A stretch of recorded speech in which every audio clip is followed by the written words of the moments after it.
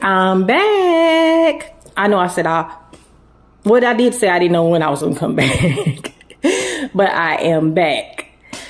And so as you can tell by the title, I am going to finish up with the story of what happened to me in the hospital.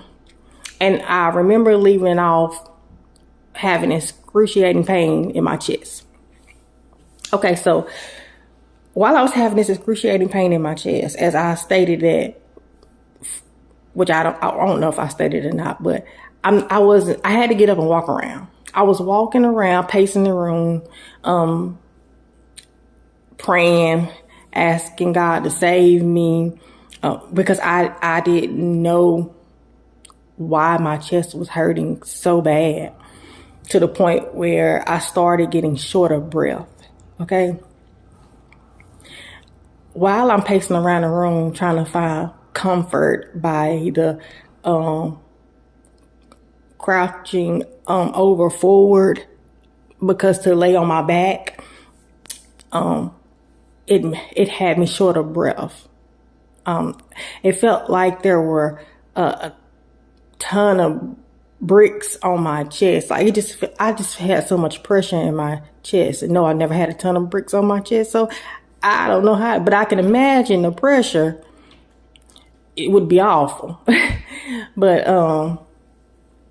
I just felt a lot of pressure on my chest.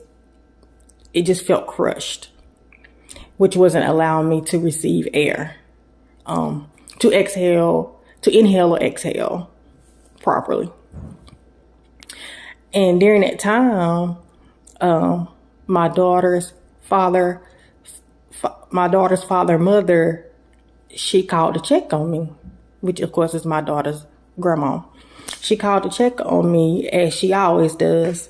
And I didn't want her to know that I didn't want anybody to worry about me. So I got off the phone with her so fast. And she knows that I'm a talker.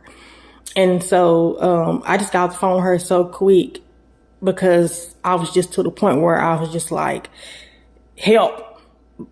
So when I got off the phone with her, I tried to act normal when ending the conversation. I called my daughter's dad, which is my fiance. I called my fiance because, as I told y'all in the video before, he left to drop the kids back off with their grandma. And I called him and I told him, I said, I can't remember exactly what I said, but I'm pretty sure I said my chest is hurting. But I was so short of breath when I said my chest is hurting really bad. You know what? He called me to check on me. That's what it was. He called to check on me, and I answered the phone. But when I answered the phone, I was like, hello. And then I was like, I'm sorry, babe, I can't talk. So I was saying it in that manner because I was short of breath. So he knew something was wrong. So I just hung up on him, because at this point, I don't even want to talk anymore because it just hurts so bad. So when I got off the phone with him, I started praying to God. And I was asking God to save me. But if it was my time to go, just to take care of just make sure my children are okay. And if the baby survives, make sure that she's well taken care of. Just watch over my children. So I had already come to terms and basically made peace with myself with death. There was nothing I can do about it. And prior to that, I'm sorry, I know what I forgot. The nurse gave me some medicine.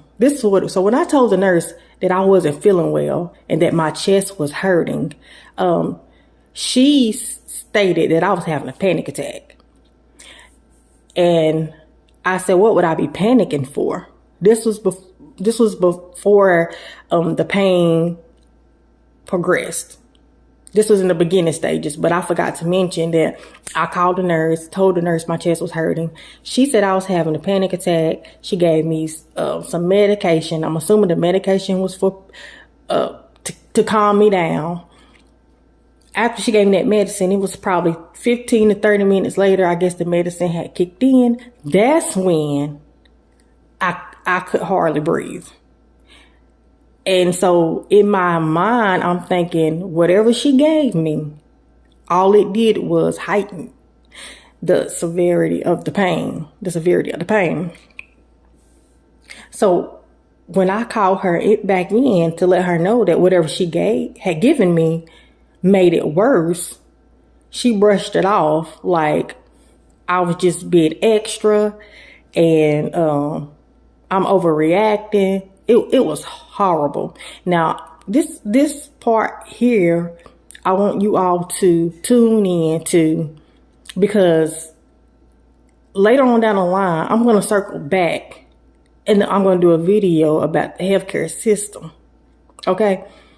So just remember this part, what I'm telling you now, how the nurse is acting like I'm not in the pain that I'm telling her, the pain that I am stating to her that I am in, that I feel like I'm going to die. And she's acting so nonchalant, like, you all right, you'll be okay. I told her to get me another nurse because of how she was acting, right? Another nurse came in. She sat on the bed. She sat beside me on the bed and asked me what was going on. By this time, like I stated, I could barely breathe. Therefore, it was hurting for me to even speak. So they keep asking me to lie down, and I'm telling them I can't. And they're acting like I'm just being extra, like, you can lay down. Guys, I could not. If I would have laid down, I knew that was just going to be my last breath. I just knew it. So the nurse that had given me the medication, who was acting all nonchalant in the beginning, I just told her respectfully, don't say nothing else to me, in the most out of breath, short of breath I could. She was gonna hear me. I just put my hand up at her and just said, stop talking to me. Because she was